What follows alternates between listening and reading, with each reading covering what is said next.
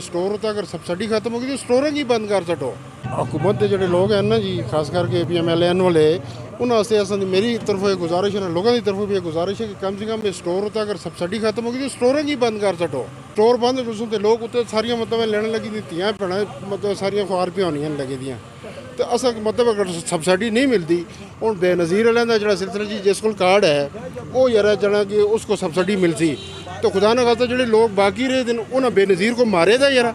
असा लोग बेनज़ीर को कतल की दी है कि चंद आदमी को सब्सिडी देंगे और बाकी लोग मतलब भुखा पे मरते लगे थे। असन गुजारिश है जी तुम मतलब चैनल के तो गौरमेंट अगर कि बराए मेहरबानी इस चीज़ को ख़त्म ही किया जो स्टोर वाले सिलसिले ज़्यादा ठीक तो कोई बंदा भी आन करके स्टोर आके देखे लैन लगी दी है औरतें तो बेशरम आदमी भी शर्म खा चलता है कसम खुदा दी कि यार और पिछो लोग लानता मार दिन PML नून नारे मार दिन जी वोट रन देता नहीं तो बस ये सज़ा भुगतो। सच्ची गल तो यही है यार कि असें सज़ा भी देने लगे जो कि नहीं होना चाहिए।